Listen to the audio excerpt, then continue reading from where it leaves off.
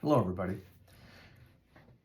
First off, I got to say, this is being recorded here at work, so you're going to hear some doors slamming and maybe phones ringing and people talking in the background, so don't worry about that because I'm not worried about it. What I am here today to talk about is the day, January 20th, 2025.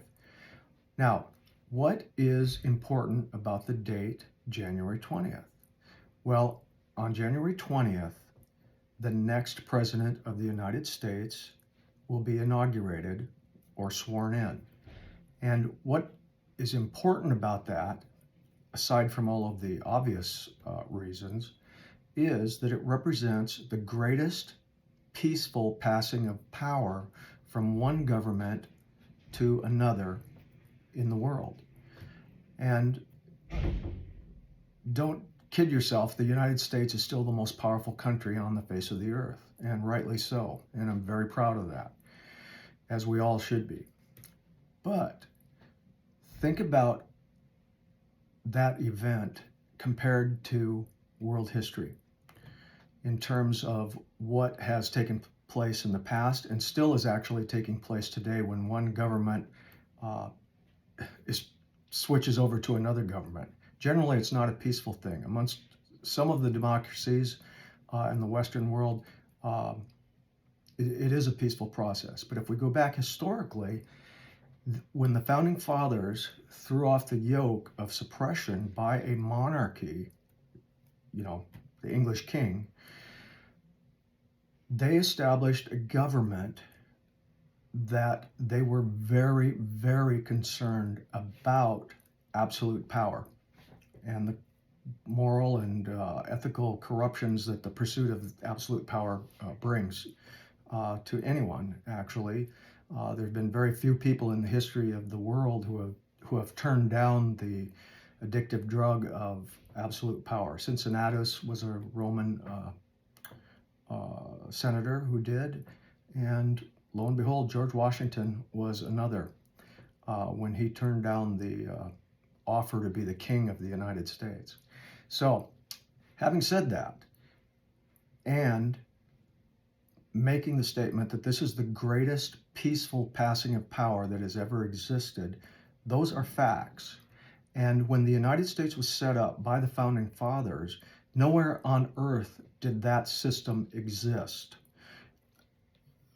For a monarchy, of which there were many, and there still are monarchies throughout the world, that passage of power is passed on down to a son, firstborn son, sometimes a daughter, in the succession of monarchy. At that time, that was the norm, and there was no democratic republic that existed on the face of the earth when the founding fathers set up the government of the United States. People were assassinated to take over power. There were coups that were violent takeovers of a government, and there were actual revolutions that when one regime was thrown down and another one replaced it. And generally those things didn't end well because when someone took over like that, they really did have absolute power. And the way that the United States was set up with our three-part division of government, judicial, legislative, and executive, those were made and built into what they call a checks and balances system so that no absolute power ever resided with either one group or even one individual. So the fact that those guys were so insightful and so far-sighted and understood two things: the nature of man and the nature of power. And what does power do to men?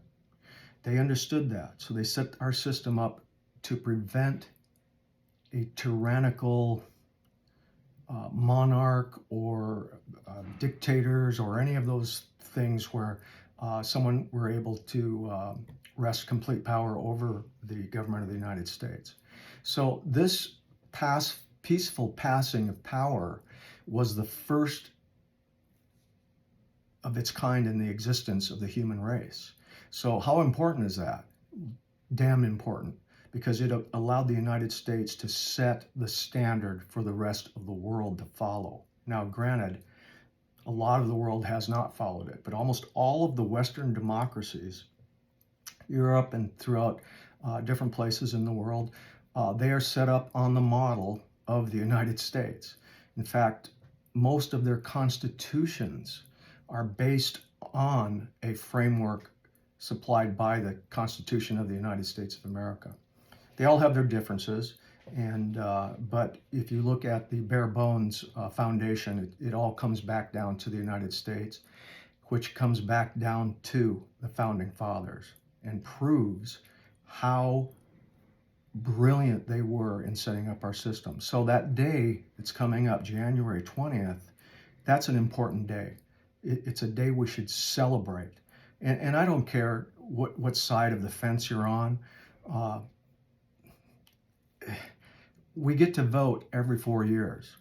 So if your guy didn't win this time, sit back, take a chill, wait 4 years, you get a chance to vote again.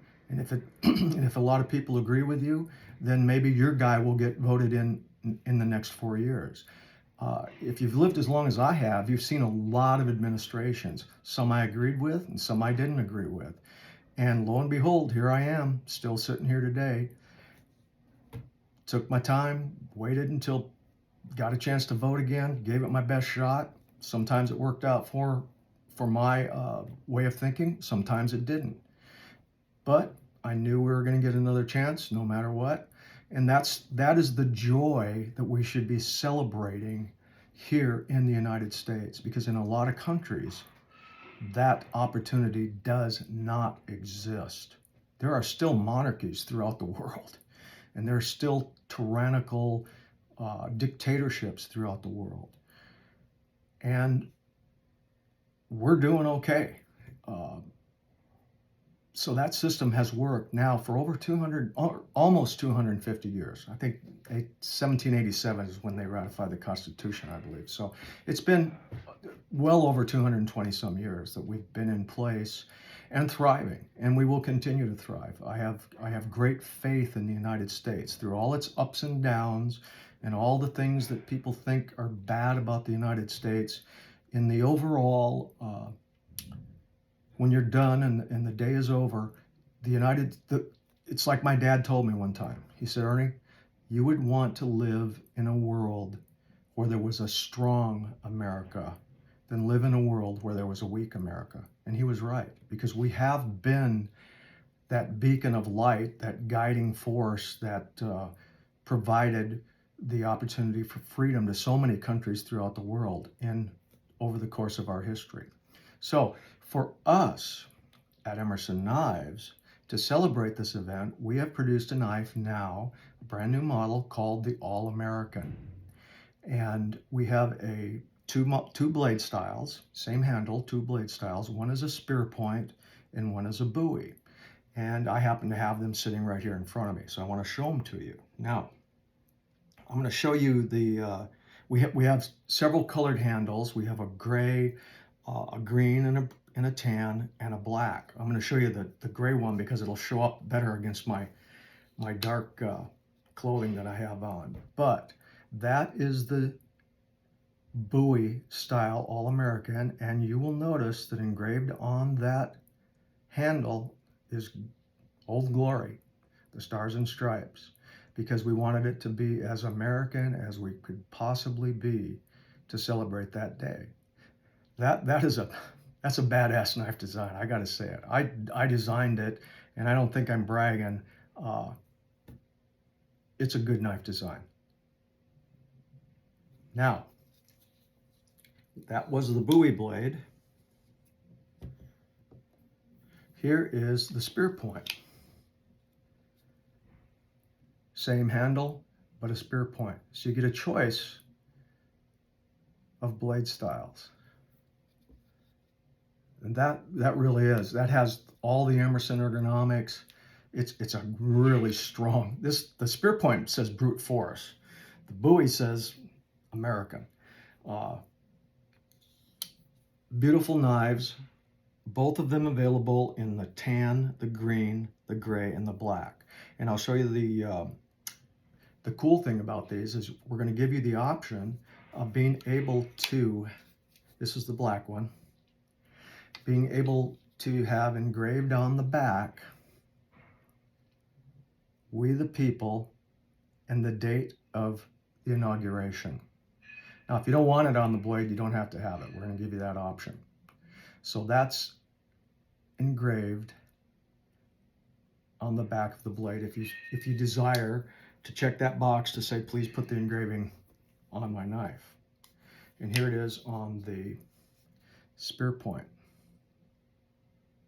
Because we, the people, again, that's an interesting thing that people need to really understand. The power of the national government is granted by us, we, the people. We limit the power of our national government. And we do that with our elections, with the choice that we get to pick the people who want to run this, who we want to run this country. So we believe, my family, and all of us at Emerson Knives believe that that day of inauguration, no matter who won or what side won, it is an important day. And we need to respect those institutions that were put in place by people who, in all reality, were much, much wiser than ourselves. And thank God that they had that wisdom and foresight to put together this great and wonderful country. We still represent that beacon of hope to every dark corner of this world where people really, in their dreams, say to themselves, I wish we could be like America. That is a powerful statement. We need to continue to take on that role and set that example for the rest of humanity. Thank you very much for listening to this. Go to our website for the All-American Knives. I know you're going to like them. I really like the design. I really like the design, and I really like what it stands for. Thank you all very much, and I'll see you later. Bye.